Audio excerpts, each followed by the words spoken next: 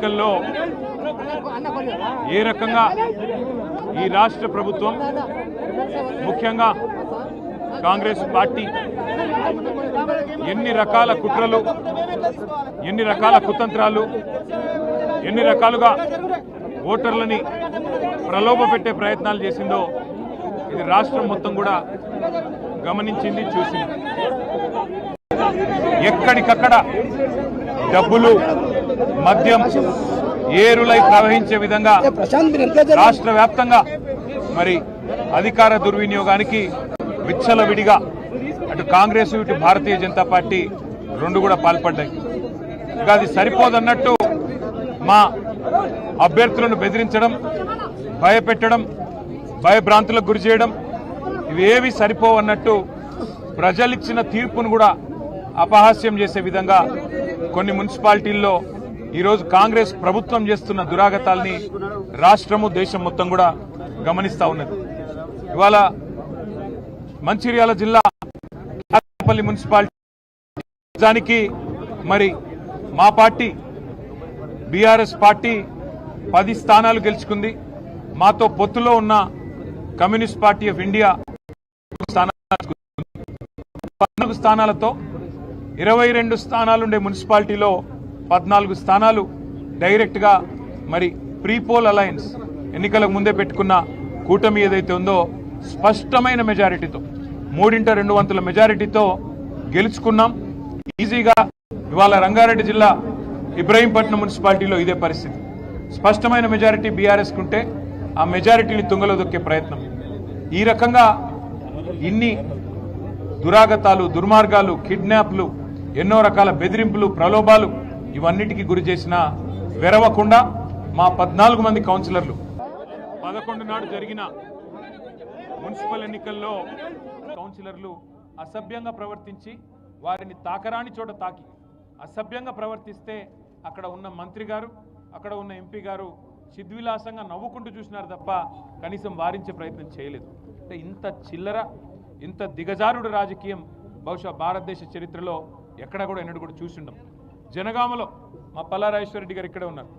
జనగామలో ఎన్నిక జరిగితే మా మహిళా కౌన్సిలర్ చేయిని వెనకాల కూర్చున్న కాంగ్రెస్ కౌన్సిలర్ చేయబట్టి బలవంతంగా లేపే ప్రయత్నం. అంటే ఇట్లా ఇంత చిల్లర, ఇంత చండాలపు రాజకీయం బహుశా దేశంలో ఎక్కడ లేదు.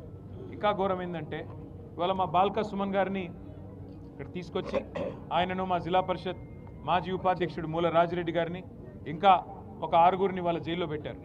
పెట్టి వారి మీద కేసు ఏంది, పోలీసులను ఏదో అన్నారని, పోలీసుల మీద ఏదో అక్కడ వారి డ్యూటీకి ఆటంకం కలిగించారని కేసు పెట్టారు. నేను అడుగుతా ఉన్న మీడియా మిత్రులను కూడా ఆలోచించమని కోరుతా ఉన్నా, ప్రజల్ని కూడా ఆలోచించమని కోరుతా ఉన్నా. మాజీ ఎమ్మెల్యే జగ్గారెడ్డి నోటికొచ్చినట్టు పోలీసులను బూతులు తిట్టింది మీకు కనబడతలేదా? బూతులు తిట్టడమే కాదు, బట్టలు కూడా తీసి కొడతా అన్నాడు. మరి కేసు ఉండదా? కనీసం పోలీసు వాళ్ళని నడి బజార్లో కాంగ్రెస్ నాయకుడు అయినంత మాత్రాన గుడ్డలు కూడా తీసి కొడతా అంటే కేసు పెట్టరు. బూతులు మాట్లాడితే కేసు పెట్టరు. ఇష్టం వచ్చిన బూతులు, నోటికొచ్చిన బూతులు తిడితే కేసు ఉండదు. కనీసం కేసు పెట్టే దమ్ము ఈ రాష్ట్రంలోని పోలీసు యంత్రాంగానికి లేదు.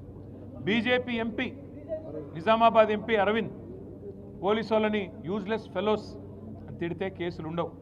కానీ ఇవాళ స్పష్టమైన అధికారం, స్పష్టమైన మెజారిటీ కేతన్పల్లి మున్సిపాలిటీలో మా పార్టీకి, మా పొత్తులో ఉన్న సిపిఐ పార్టీకి ప్రజలు ఇస్తే ఆ మెజారిటీని అపహాస్యం చేసే విధంగా స్థానిక మంత్రి గారు, అధికార యంత్రాంగం కుమ్మక్కైతే, ఎన్నికల కమిషన్ చేయాల్సిన పని ఎన్నికల కమిషన్ చేయకపోతే, చివరికి మా కార్యకర్తల ప్రజాస్వామ్యాన్ని కాపాడే ప్రయత్నం చేస్తే ఉల్టా కేసులు మా మీదే పెట్టి ఇవాళ మా నాయకులను జైల్లో పెట్టారు.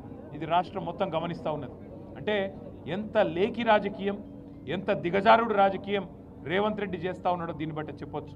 ఇది మాత్రమే కాదు, 3 కోట్ల ఆఫర్లు ఇచ్చారు మా కౌన్సిలర్లకి. కానీ నిజాయితీ గల బిడ్డలు కాబట్టి ఒక్కొక్క కౌన్సిలర్కు 3 కోట్ల ఆఫర్ ఇచ్చినా, బ్లాంక్ చెక్కులు ఇచ్చినా, మంత్రి గారు ప్రలోభ పెట్టే ప్రయత్నం చేసినా మా వాళ్ళు లొంగిపోలేదు.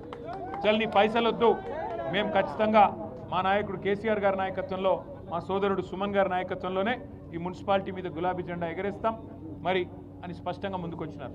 నేను సిపిఐ నాయకత్వానికి కూడా ధన్యవాదాలు చెప్తా ఉన్నా. కమ్యూనిస్ట్ పార్టీ ఆఫ్ ఇండియా కూడా పొత్తు ధర్మాన్ని అనుసరించి మరి వారు కూడా నిబద్ధతతో ఉన్నందుకు ఎన్ని ఒత్తిళ్లు, ఎన్ని రకాల ఇబ్బందులు పెట్టే ప్రయత్నం చేసినా వారు కూడా తగ్గకుండా వెనక్కి తగ్గకుండా ఉన్నందుకు వారికి కూడా పొత్తు ధర్మాన్ని పాటిస్తున్నందుకు వారికి నా ధన్యవాదాలు తెలియజేస్తా ఉన్నాను. అట్లాగే తమ్ముడు బాల్కా సుమన్ గారిని ఇక్కడ జైల్లో పెట్టారు. వారికి తెలియదు రేవంత్ రెడ్డికి సుమన్ ఇవాళ కొత్తగా జైలుకు పోలే. సుమను గతంలో తెలంగాణ ఉద్యమంలో 10 సార్లు జైలుకు పోయిండు. 6 నెలలు జైల్లో ఉన్నాడు వివిధ సందర్భాల్లో. ఇక టాస్క్ ఫోర్స్ ఆఫీసులు పోలీస్ స్టేషన్లలోనైతే లెక్క కూడా లేదు. గని గంటలు గని రోజులు ఉన్నాడు. సుమను ఇవాళ మీరు జైల్లో పెడితే భయపడతాడనో, లేదా మా నాయకులు భయపడతారనో, మా చెన్నూరులో ఉండే నాయకులు భయపడతారనో, మా మంచిర్యాల జిల్లా నాయకులు భయపడతారనో, మా ఆదిలాబాద్ జిల్లా నాయకులు భయపడతారనో రేవంత్ రెడ్డి అనుకుంటుండొచ్చు. కానీ ఆయనకు నేను ఒకటే చెప్తా ఉన్నా, రేవంత్ రెడ్డికి గుర్తుపెట్టుకో, మళ్ళీ నువ్వు చిప్పగూడు తినే టైం వస్తుంది. గుర్తుపెట్టుకో, ఇట్లాంటి అరాచకాలు ప్రజాస్వామ్యంలో మంచిది కాదు.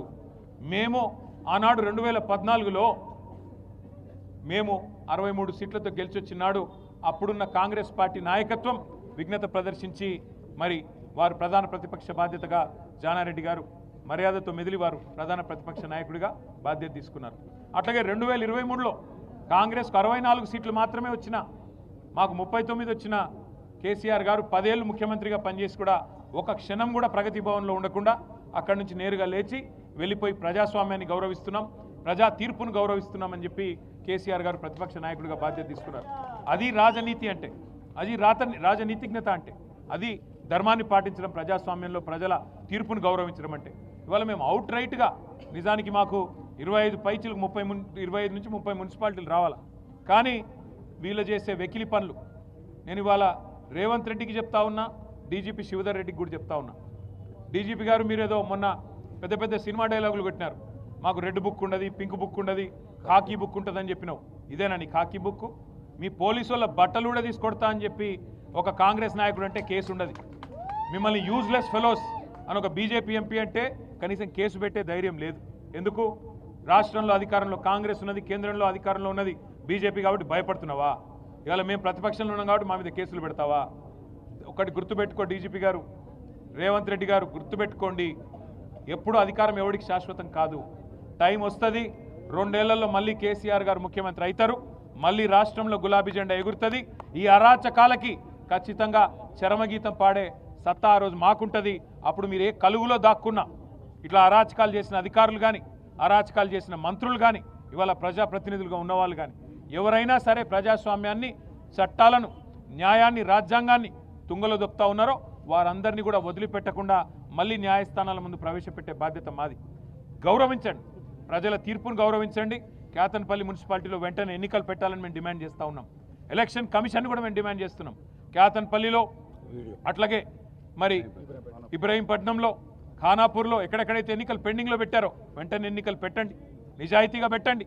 అవసరమైతే ప్రత్యేకంగా సీనియర్ అధికారులను పర్యవేక్షకులుగా పెట్టండి, సీసీ కెమెరాలు పెట్టండి, శాంతి భద్రతలు పరిరక్షించే విధంగా చర్యలు తీసుకోండి, నిజాయితీగా ఎన్నిక జరిగే విధంగా చూసుకోండి. కానీ ఇదే రకమైన అరాచకం కొనసాగిస్తాం, రేవంత్ రెడ్డి ఆడిచ్చినట్టు ఆడతామంటే అంతగానం ఇంట్రెస్ట్ ఉంటే పోయి కాంగ్రెస్ కండువాలు కప్పుకోండి. అంతేగాని అధికారుల ముసుగులో అధికార పార్టీకి వత్తాసు పలికితే ఊరుకోము, వదిలిపెట్టము. చట్టం ఎవరికైనా ఒకటే గుర్తువేస్తూ ఎన్నికల కమిషన్ ఇంకో డిమాండ్ కూడా మేము చేస్తూ ఉన్నాం.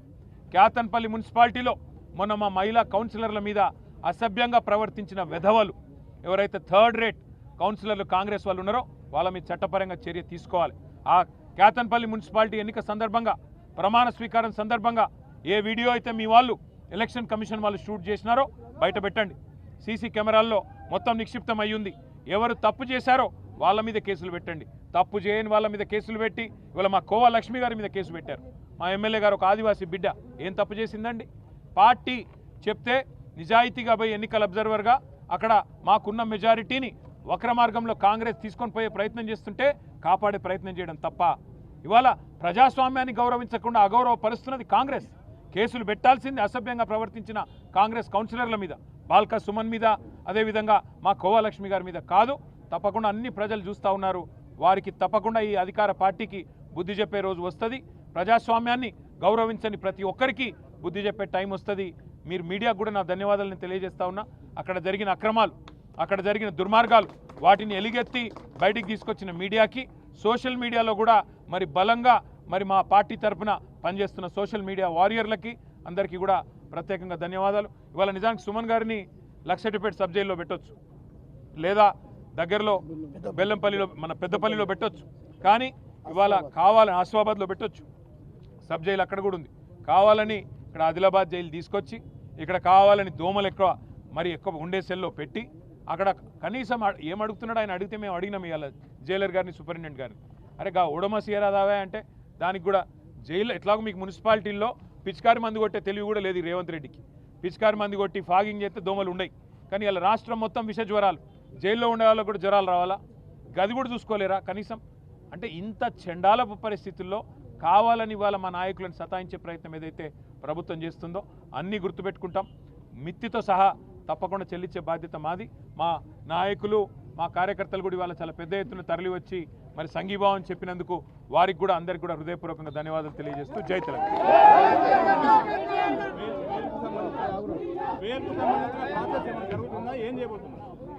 మేము చేయాల్సిన పనంతా చేస్తూ ఉన్నాము.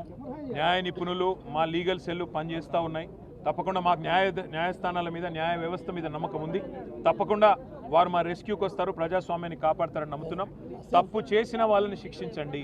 ఎవరైతే ప్రజాస్వామ్యంలో ప్రజలు ఇచ్చిన తీర్పును అపహాస్యం చేసే విధంగా మరి మా మహిళా కౌన్సిలర్ల మీద అసభ్యంగా ప్రవర్తించారో వారి మీద చర్యలు తీసుకోండి, వారిని జైల్లో పెట్టండి, మా నాయకులను వదిలిపెట్టండి అని చెప్పి న్యాయస్థానానికి కూడా మా న్యాయవాదులు అప్పీల్ చేస్తారు. మాకు న్యాయస్థానాల మీద నమ్మకం ఉంది. తప్పకుండా న్యాయం గెలుస్తుంది. మంత్రివర్గ సమావేశంలో రైతు బంధుకు సంబంధించిన చర్చ లేదు, ఎన్నికకు సంబంధించిన చర్చ లేదు. అందరూ విచిత్రం ఏమంటే ఈరోజు రాష్ట్రంలో పరిస్థితి ఏమంటే రాహుల్ గాంధీకి, గాంధీ కుటుంబానికి ఈయనికి 1000 కోట్లు ఉన్నాయట ముఖ్యమంత్రి కాడ. దోసుకున్న పైసలు 2 ఏళ్లలో మరి ఢిల్లీకి చెత్తందుకే 1000 కోట్లు ఉన్నాయంటే ఈయన ఎన్ని వేల కోట్లు మింగిండో రాష్ట్ర ప్రజలు ఆలోచించాలి. వేల కోట్లు మింగడానికేమో రేవంత్ రెడ్డికి 2 ఏళ్లలో చాలా టైం దొరికింది. దోపిడీ బ్రహ్మాండంగా చేస్తూ ఉన్నారు. కానీ రైతులకి డిసెంబర్లో పడేది రైతు బంధు కేసీఆర్ ఉంటే ఇవాళ మార్చి దగ్గర పడ్డది. మార్చికి కూడా ఇంతవరకు రైతు బంధు ఇచ్చే ముఖం లేదు రేవంత్ రెడ్డికి. రైతు బంధు ఇచ్చే తెలివి లేదు, అట్లాగే యూరియా బస్తా ఇచ్చే తెలివి లేదు, కనీసం సోయా కొనుగోలు చేసే తెలివి లేదు, పత్తి కొనుగోలు చేసే తెలివి లేదు. మరి ఇట్లాంటి సన్నాసిని ముఖ్యమంత్రి చేసినందుకు ఈ అవస్థలు రైతన్నలకు కూడా ఇంకో కొంతకాలం తప్పదు.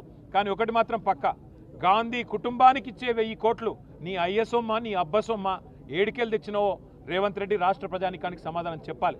ఎన్ని వేల కోట్లు నువ్వు దోపిడీ చేస్తే మరి గాంధీ కుటుంబానికి 1000 కోట్లు ఇస్తానంటున్నావు? అది తెలంగాణ ప్రజల రక్తమాంసాలు కాదా? తెలంగాణ ప్రజల చెమట కాదా? ఇక్కడి ప్రజల సొత్తు నువ్వు దోపిడీ చేసి గతంలో నోటుకి దొరికిపోయిన ఓటుకి నోటు కేసులో ఇవాళ 1000 కోట్లు అని చెప్పి ఓపెన్గా చెప్తుంటే మరి బీజేపీ ఏం చేస్తున్నది? కేంద్ర సంస్థలు ఏం చేస్తున్నాయి? ఈడీలు, సిబిఐలు, ఐటీలు ఏం పీకుతున్నాయని అడుగుతున్నా నేను. ఏం చేస్తున్నారు మీరు? ఇంత ఓపెన్గా ముఖ్యమంత్రి బాహాటంగా గాంధీ కుటుంబానికి 1000 కోట్లైనా సరే తెలంగాణ నుంచి నేను ఇస్తా అంటుంటే బీజేపీ ఏం చేస్తున్నది? మీ ప్రధానమంత్రి చెప్పిండు కదా ఆర్ఆర్ ట్యాక్స్ వసూలు చేస్తున్నాడని. ఎందుకు చర్య తీసుకుంటలేరు? ఎందుకు రేవంత్ రెడ్డిని, ఎందుకు కాంగ్రెస్ ప్రభుత్వ అవినీతిని బీజేపీ ఒక రక్షణ కవచంలాగా కాపాడుతున్నదో సమాధానం చెప్పాలని చెప్పి కూడా మేము డిమాండ్ చేస్తూ ఉన్నాం. Thank you.